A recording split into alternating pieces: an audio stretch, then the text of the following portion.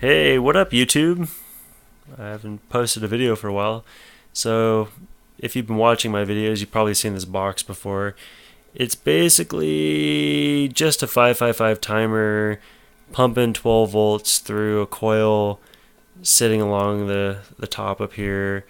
And then I've got some potentiometers here and here to tune the coils. So, yeah, you saw probably my other video where I made that glass jar with the Arduino that was powered by the inductive coil, and it was spinning some LEDs. So yeah, that's cool and all. Yeah, but so years ago, I thought about making this thing for my music students because I teach music, and I thought they might get a kick out of practicing tuning their instruments and fine tuning them.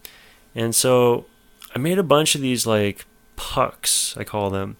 It's basically hot melt glue, and this one has a speaker in it. So like I can stick it on there, and I don't know if you can hear it, but by turning the knobs on the side, you can actually hear the frequency change, and it goes like way into the ultrasonic, right? Well, I made a few of these things, and like this one here is a piezoelectric speaker. So like this one makes sound too. It's just kind of like doesn't have the same kind of like output. This one's actually a real speaker, so like you get more sound out of it, which is cool. And this one was good for a while, but whatever.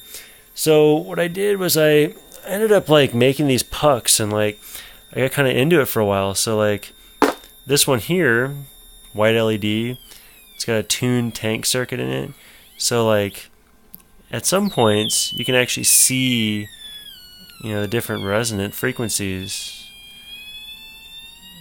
And every time it hits one of its harmonic frequencies, it lights up. So this one fucking lights up, and it's awesome. So you can see the kind of the near field, bam, goes in there, starts to light up. There's no batteries or anything. They're just like hot melt glue and coils of wire and an LED, and there's some tuning capacitors and whatnot. So like that's one of them. And here's another one. This one's kind of cool. This one's a different color. Kids kind of get a kick out of this because you can get it like tuned in, and I don't know. Video doesn't really do it justice, but at some point it actually makes the LED light up, and they're curious because it's square. I don't know, whatever. So let's see, I got a triangular one here. This one's kind of fun. That one turns yellow, and if you go to different tuning frequencies, you can actually like pop it into resonance. So I hope no one tries to steal this idea, because I'm gonna patent it. Maybe, I don't know. Maybe make this into some kind of educational toy or whatnot. But yeah, this one's kind of fun. This one you can actually watch because it's set up in a bridge rectifier. So like each frequency will like turn on different sets of the LEDs, and it comes into frequency, and it's pretty bright. I don't know, it's pretty badass. And you can hear the frequency, and you can watch when it comes in and out of resonance. You can see the minor harmonics when they resonate, and then it finally comes into a point where it's like bang, it's like full brightness, which to kids this would mean that they're in tune on their instruments. So yeah, you can see into the near field. It's pumping out electromagnetic field, blah blah blah, whatever. So I've got those. Here's another one. This one's kind of fun. This is an oval shaped one. This one's green again. Green ones are kind of weird. It's kind of finicky, but find the right frequency, bang, it lights up. Cool. So here's an ultraviolet one. This one's got two different ultraviolet lights in it. So yeah, you get to the right frequency, and both of them light up. If you can get them right there we go. Find the right frequency, fine tuning. There you go. This one lights up. Ultraviolet. Fun. This is a big one that I made. This one's got red LEDs. Probably, yeah, you can see it tunes to that frequency, but again, kind of fun. Let's see. Where's it at? Almost. There it is. Right there. Yeah, again, nothing. There it is. Tuned up. You can go through that one. Kind of fun. Just a giant chunk of hot melt glue with a resonant tank circuit on there. This is one of my later ones, UV LED. If you get it right in tune, you can actually tune it and end up getting not only the ultraviolet one in the middle, but there's a green one on the side that lights up, and a red one, and then the ultraviolet in the middle. Kind of cool, giant coil. So this one has a lot of power pumping through it.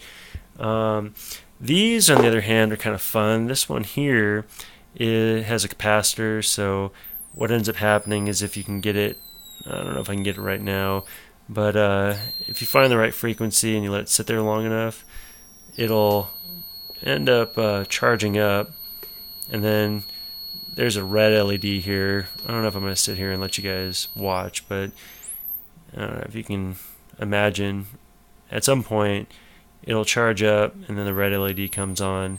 You can actually take this one and hold it a distance away and the LED will keep going for a minute, but that one's kind of fun. This is a little extra challenge. And then this one here, the last one I'm going to share with you, actually is, let me get my finger out of the way.